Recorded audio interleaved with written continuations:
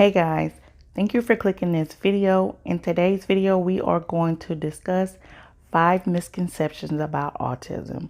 If you're new to my channel, my name is Brittany, but you can call me Bree, and I make weekly videos related to my late autism diagnosis. Okay, so let's just get into the video. Misconception number 1 is that a lot of people believe that just because someone has or is autistic, that they have an intellectual disability, and that's not true. Autism has nothing to do with your intelligence, and so just like a neurotypical person, you may find someone who's extremely intelligent. You may find someone who has average intelligence. And that is the same thing with autism. So someone that's autistic, they may have be extremely intelligent, or they may be average intelligence, and that's fine. But you never want to assume that just because they're autistic that they have a intellectual disability. A lot of times when people find out that someone is autistic, they may change their tone of voice. They may begin to treat that person differently because they may suspect that that person, has an intellectual disability, and you definitely don't want to do that. So, definitely keep that in mind, that just because someone is autistic doesn't mean that they have a intellectual disability. Okay, so number 2 is that all autistic people are nonverbal. That's another misconception, and that's not true. While there are some autistic individuals who are nonverbal, there are also autistic individuals who are verbal, and that's why autism is a spectrum, because within that spectrum, we all fall in different levels in that in the criteria. So you can find someone who is autistic that may be nonverbal, or you may find someone who is verbal. Misconception number 3 is that autism is a behavioral or mental health disorder or disease. And a lot of people think this, but actually, autism is a neurotype.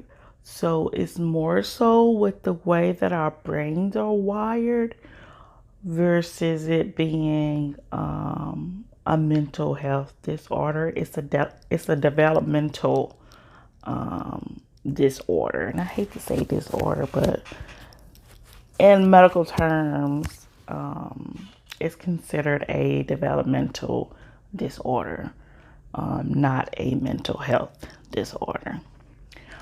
Misconception number 4 is that autism is a childhood condition, and that you can grow out of it, or that it can be cured. And that is not true. And this is one of the things that really bothers me, is that most people associate autism with a childhood thing, and it's not. Like, whenever I was starting to research, and I noticed that all the info was related towards children, and that was very discouraging for me, because I really wanted to find out information about autistic adults and not just autistic children. Autism is not something that you can grow out of. Now, you may learn how to better cope with certain things that you may struggle with because of autism, but you're not going to be cured. You're still going to have those same struggles, and you may have good days and bad days, but you're definitely not going to be cured. So there's no cure for autism. It's simply just the way our brain is wired, and that's totally fine. And just so the world knows and we make it clear, autistic children do grow into autistic adults. Okay, so misconception number 5 is that people who are autistic lack empathy. And that's not true. While some of us may struggle with showing empathy, a lot of us are on the other end of the spectrum where we are hyper sensitive and we are very empathetic.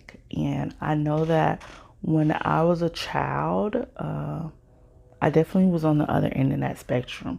I was super sensitive, super empathetic.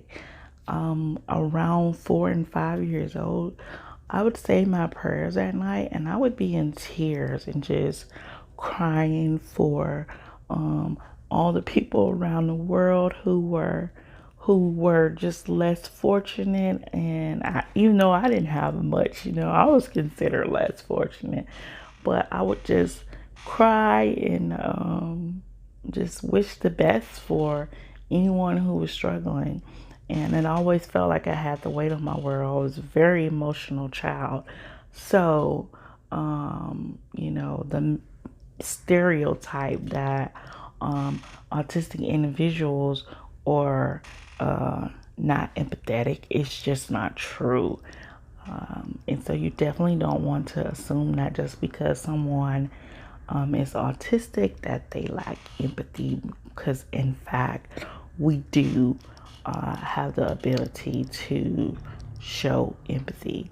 And even individuals who are nonverbal can also show empathy.